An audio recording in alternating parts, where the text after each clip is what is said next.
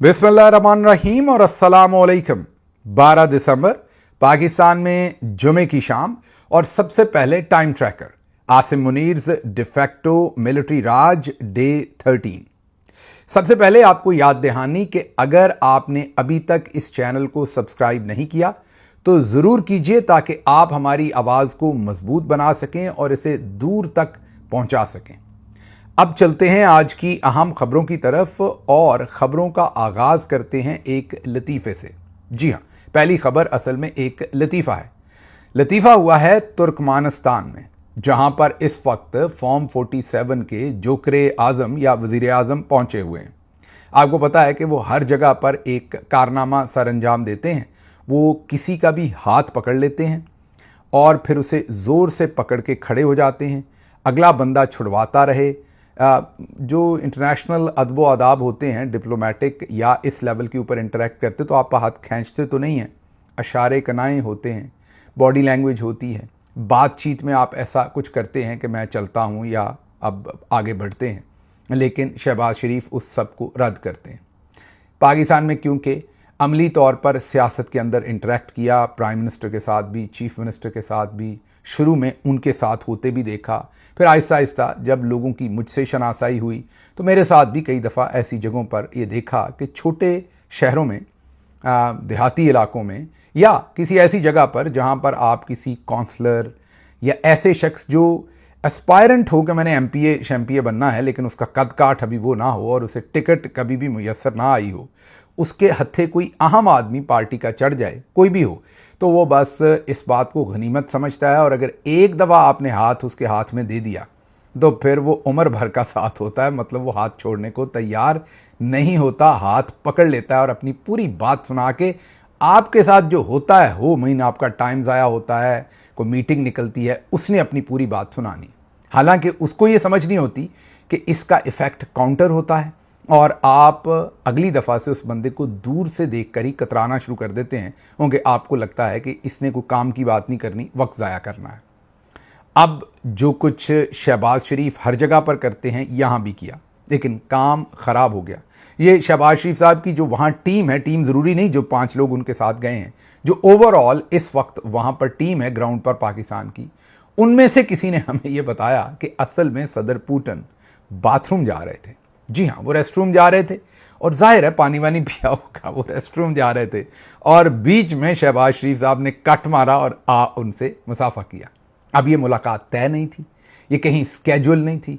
ये जो अमूमी तौर पर चलते हुए भी बातचीत होती है, ये भी स्केड्यूल होती है हेड ऑफ स्टेट्स की। मीन आपने एक जगह से 3 मिनट के लिए, 2 मिनट के लिए भी वॉक करनी है, 1 मिनट का इंटरेक्शन भी करना है, 30 सेकंड का भी आपने मुसाफा करना है। अमूमी तौर पर यह तय होता है। कभी कभार बगैर तय हुए भी कोई इंटरेक्शन हो सकती है, लेकिन वो ऐसे नहीं होती कि आप हाथ पकड़ लें और छोड़े ना। अब आपने जरा गौर से स्क्रीन पर इस वीडियो को देखना है। गौर कीजिए कि पुतिन जो है, पहले तो सबसे पहले सदर पुतिन के बारे में ये समझ लीजिए, वेस्टर्न सोसाइटीज़ में जो लोग बहुत फिजिकली फिट होते हैं वो आम लोगों की तरह उनकी क्रैम्प्स वगैरह कम पड़ते हैं, वो बहुत सीधा और स्ट्रेट खड़े होते हैं, उनका पोस्चर बहुत बेहतर होता है खड़े होते हुए, उनकी बॉडी मूवमेंट बहुत बेहतर होती है, उनका फोकस बहुत अच्छा होता है। इसी तरह वो कुर्सी पर बैठे हुए भी उछलते नहीं रहते इधर उधर। दैट शोज कि उनका कंपोजर, फोकस और उनका हेल्दी लाइफस्टाइल उनको बहुत ही वो कंफर्टेबल होते हैं। इवन बड़ी लंबी सिटिंग्स में भी वो बहुत कंफर्टेबली बैठकर चीज़ें देखते हैं। अब आप इस वीडियो में देखें कि सदर पुतिन जो है वो अपनी अमूमी हरकतों के अपोजिट, क्योंकि अमूमी तौर पर वो बहुत स्ट्रेट वॉक करते हैं, क्योंकि प्राइम मिनिस्टर इमरान खान की उनसे रशिया में मुलाकात हुई थी, मैं साथ गया था, मुझे याद है उनका उस वक्त का भी वो सारा बिहेवियर। वैसे भी क्योंकि हम इसी काम में हैं तो सारा टाइम इंटरनेशनल जो हेड ऑफ स्टेट्स हैं उनको भी ऑब्जर्व करते हैं। तो पुतिन बहुत ज़्यादा हिलते जुलते नहीं हैं, छलांगे नहीं मारते वो, बल्कि वो बहुत डिग्निफाइड तरीके से अपने आप को कंडक्ट करते हैं। अब हमारे जो ज़राए हैं वहाँ पर ग्राउंड पर वो बता रहे हैं, ये जो पिलर है इसके इस तरफ को, ज़ाहिर है डायरेक्शन अब वीडियो की मैं इस तरफ कह रहा हूँ, हो सकता वो दूसरी तरफ वो वीडियो में, क्योंकि कई दफ़ा वो अपोजिट आपको लगता है वीडियो में। तो बहरहाल हमारे ज़राए बता रहे हैं कि इस पिलर से एक तरफ को रेस्ट रूम था जिसकी तरफ सदर पुतिन ने जाना था और सदर पुतिन उस तरफ रवान दवान थे कि दरमियान में इन्होंने कट मारा और हाथ दे दिया। उसके बाद अब आप खुद ही वीडियो में देखिए कि वो कभी ऊपर हो रहे हैं, कभी नीचे हो रहे हैं। जाहिर है प्रेशर है उसमें, वो क्या करें। और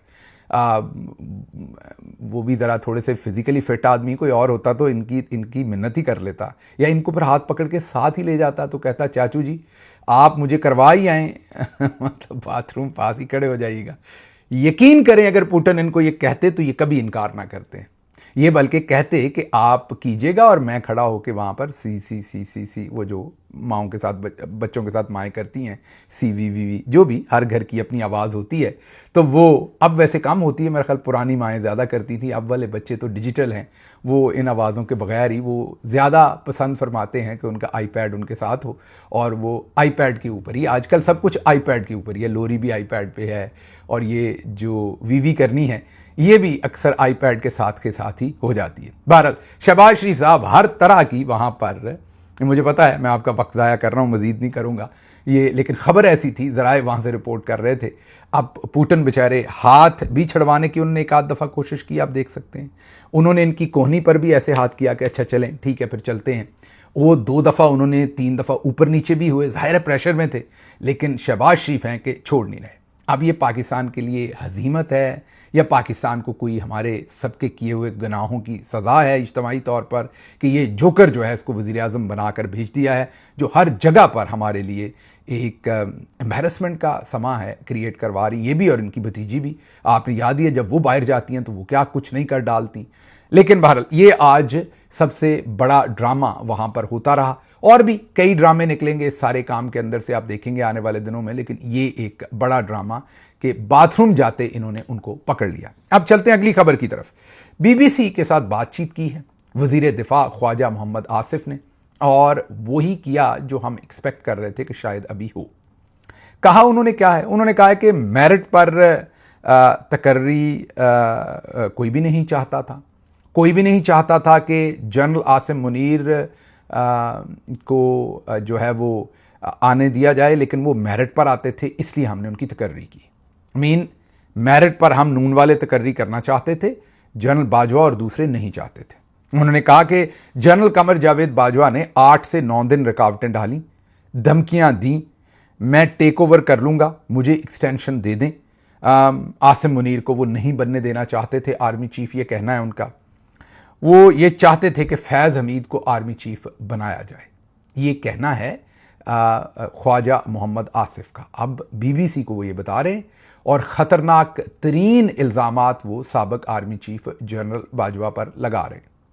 अब चले मान लेते हैं एक मोमेंट के लिए कि वो दुरुस्त ही ये इल्ज़ामात लगा रहे हैं, तो अगर ये इल्ज़ामात दुरुस्त हैं तो जैसे मैंने पहले कहा कि फिर अकेले जनरल फैज़ हमीद का कोर्ट मार्शल क्यों, जनरल बाजवा का तो अब खुद जो आपके डिफेंस मिनिस्टर हैं उन्होंने गवाही दे दी है। अब तो इस सबूत के ऊपर ही उनका कोर्ट मार्शल हो सकता है कि वो कह रहे हैं कि हमें 8 से 10 दिन तक वो रुकावटें डालते रहे और धमकियां देते रहे और कहते रहे कि मुझे आर्मी चीफ लगाएं। इससे बड़ा मिसकंडक्ट और क्या होगा। यहां पर तो आर्टिकल 6 लगता है सीधा सीधा, या इनका कोर्ट मार्शल करें या आर्टिकल 6 लगाएं जनरल बाजवा पे, उन्हीं को जिनको मुल्क से बाहर रवाना कर दिया गया है। लेकिन अभी भी जो फॉर्म 47 के जो डिफेंस मिनिस्टर हैं उनकी इस गवाही के बाद भी अगर आप जनरल बाजवा का कोर्ट मार्शल नहीं करते तो फिर सभी को समझ होगी कि आप ये सब कुछ क्या कर रहे हैं।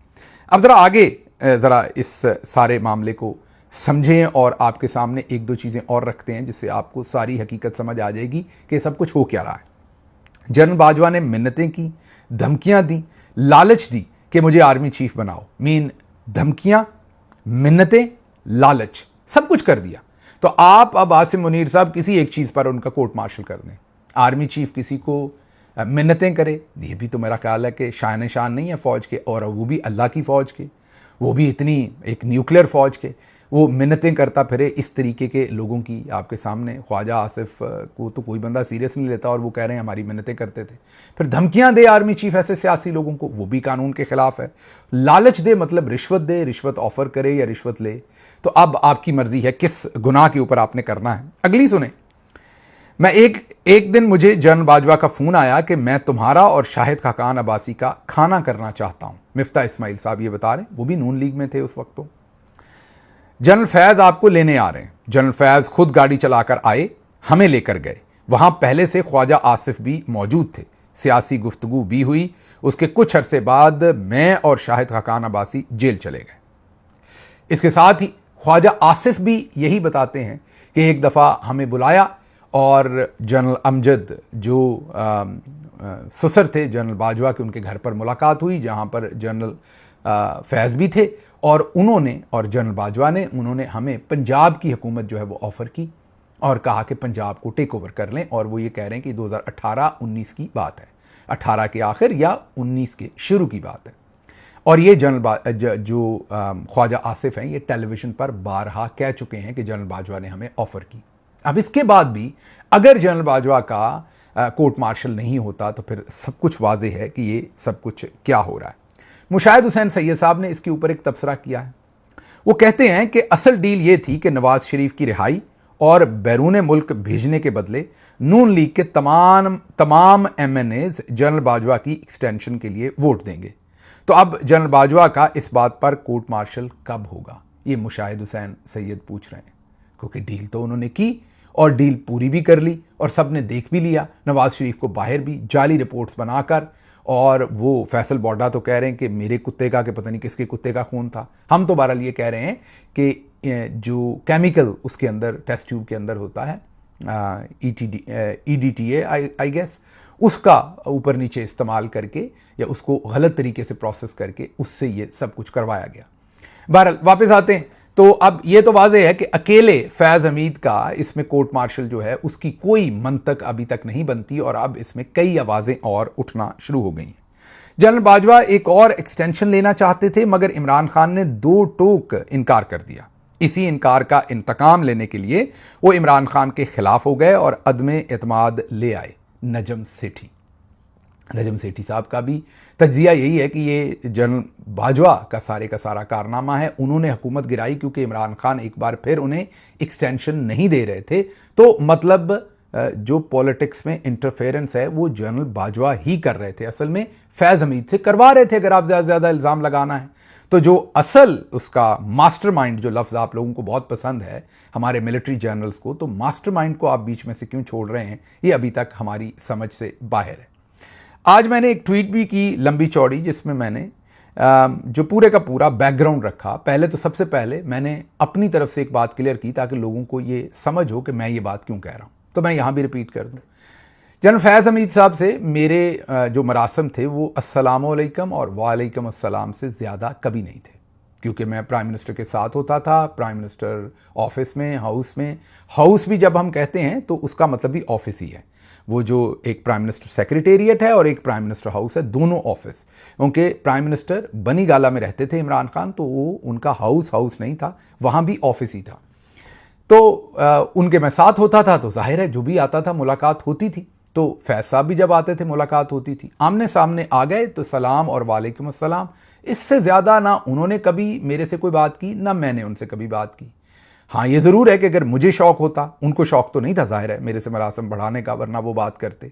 मुझे भी कभी नहीं था, वरना मैं उनसे बात करता, क्योंकि DGISI के साथ कोई भी मरासम बढ़ाए तो ऐसा ही लगता है कि आपको बहुत शौक़ है या आप बहुत करीब होना चाहते हैं। और मेरी जो कुर्बत थी इमरान खान साहब के साथ, मेरे ख्याल में ये गलत था कि उस कुर्बत के बाद मैं कोई किसी और ओहदे के बहुत करीब होता। अगर होता तो फिर मैं इमरान खान साहब के साथ जो मेरा जो भी प्रोफेशनल जो मेरा उनके साथ कंडक्ट था उसको मैं डेफिनेटली कंप्रोमाइज़ करता। इंसान ऐसा नहीं हो सकता कि बिल्कुल पूरा तोले, कोई मशीन तो नहीं है, आगा पीछा तो हो ही जाता है। इससे मुझे लगता था कि मुझे अपनी हदूदो क़यूद में रहना चाहिए। और लेकिन फैज़ हमीद साहब के हमारे बहुत सारे लोगों के साथ बड़े ज़ाती किस्म के मरासम थे और वो लोग उनसे फैज़याब भी होते थे। जब मैं फैज़याब कह रहा हूँ तो ज़ाती फैज़याब भी होती है, हुकूमती लेवल की मैं बात नहीं कर रहा। गिफ्ट्स एक्सचेंज हो जाना ज़ाती तौर पर, जाहिर है उनका नाम शाम इस्तेमाल करके अपने काम वाम करवा लेना, DGISI एक बहुत बड़ी पार होती है। और भी फैज़याब होने की कई चीज़ें और किस्में होती हैं जो ज़ाती दोस्तियों में आप गिफ्ट्स और दूसरी चीज़ें करते हैं। लेकिन आज मैं हैरान हूँ कि जब फैज़ हमीद मुसीबत में है तो कोई उनके लिए नहीं बोल रहा, जिनके बहुत ज़्यादा मरासम थे उनके साथ। और किसी ने एक ट्वीट तक नहीं की कि यार ये उनके साथ ज़्यादती की है। अगर आपने सज़ा देनी थी तो आर्मी चीफ जो उस वक्त के बाजवा थे उनको भी देते, या बाद वाले आर्मी चीफ, या जो भी आसिम मुनीर उस वक्त DGMI थे उनको भी सज़ा दें। सब ने ये मिलकर ही किया था। ये अगर अकामा पनामा आपने वजह बना के दी है तो तब भी दें, अगर आपने इमरान खान की हुकूमत गिराने की वजह बना कर दी है तब भी दें, कोई भी जो भी वजह आपने सियासी इंजीनियरिंग सियासी इंटरफेरेंस की आपने दी है। बाजवा साहब तो खैर बता गए कि 70 साल से फौज इन्वॉल्व थी, तो फिर पिछले वालों को भी सबको दें, लेकिन जो भी है उसको छोड़ देते हैं 1 मिनट के लिए। हैरान हूं मैं उन तमाम, और ये तमाम पार्टियों में होंगे ऐसे लोग जिनके पर्सनल मरासम थे, जाती फैजियाबी जो लेते रहे होंगे फैज साहब से, और कईयों को मैं जानता हूं, बहुत सारों को, मीडिया में भी, लेकिन किसी में इखलाकी जुर्रत नहीं है कि वो कहें कि अकेले फैज़ हमीद को आपने क्यों सज़ा दे दी है।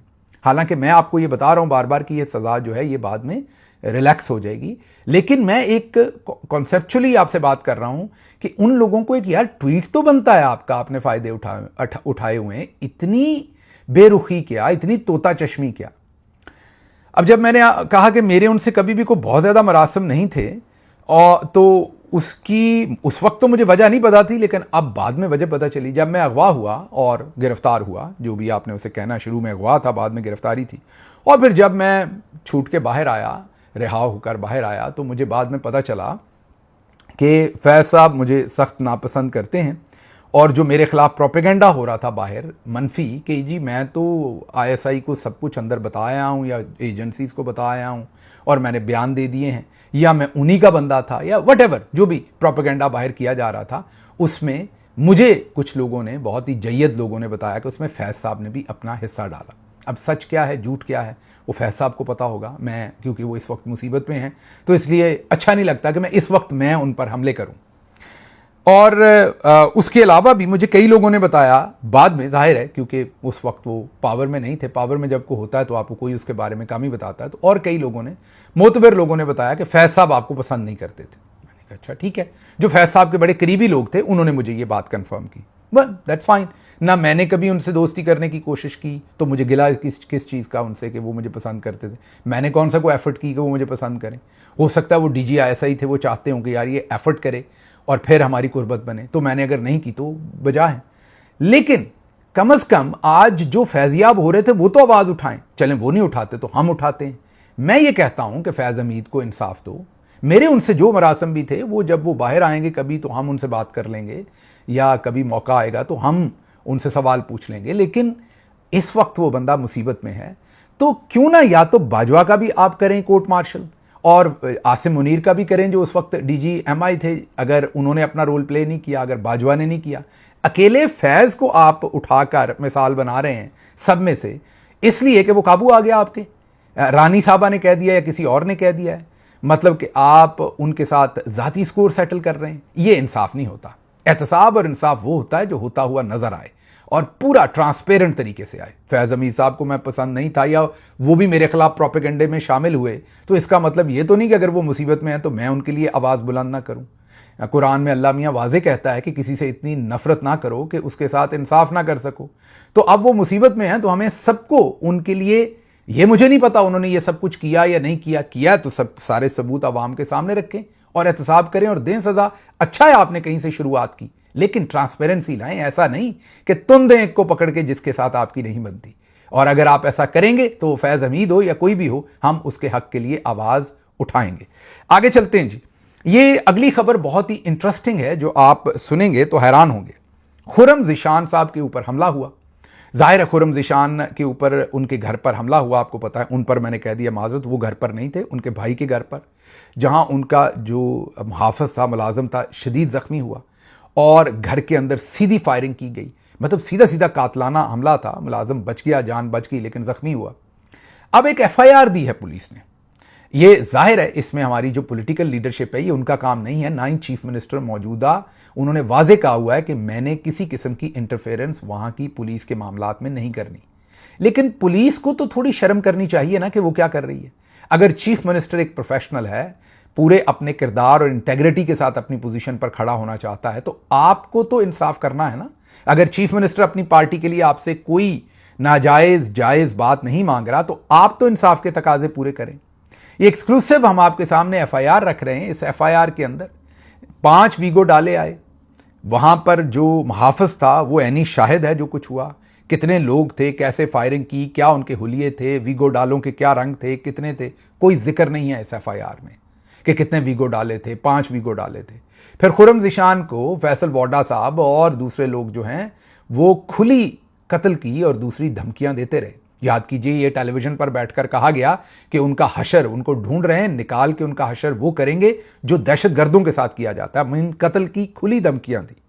उन जो प्योर पेशगी धमकियां थी, जो जाहिर है इंटेंट क्लियर करती हैं, जो बताती हैं कि हमला कहां से हुआ, किन्होंने करवाया, उन धमकियों का भी इस एफआईआर के अंदर कोई जिक्र नहीं है। हैरानी की बात है।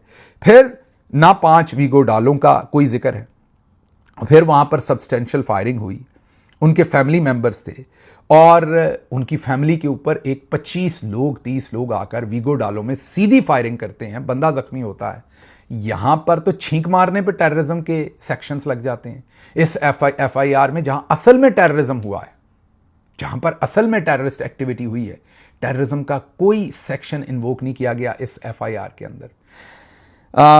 कोई उनकी जो पहले से रिसीव्ड थ्रेट से उनकी बात को और जो इंपॉर्टेंट डिटेल्स इसके अंदर डाली जा सकती थी जिससे मुजरमान पकड़े जा सकते, वो कोई जिक्र नहीं है। तो पुलिस से हम यही कहते हैं कि इससे तो बेहतर था कि आप एक मोहब्बतनामा ही लिख लेते, दर्ज कर लेते। मैं इसके बावजूद मैं चीफ मिनिस्टर की सताइश ही करूंगा, क्योंकि ये उनका अच्छा फैसला है कि वो पुलिस के कामों में इंटरफेयर नहीं कर रहे। लेकिन इसके साथ साथ हम सबका फर्ज बनता है कि पुलिस का ये जो किया हुआ काम है, इसको हम इस पर पुलिस से जरूर जवाब तलबी करें कि आपने ये क्या हरकत की है, क्यों आपने इसके अंदर टेररिज्म के सेक्शंस नहीं लगाए और बात पूरी खोल कर आपने क्यों नहीं की। मुझे यहां से इजाजत दीजिए। अल्लाह आपका हामी और नासिर हो। पाकिस्तान जिंदाबाद।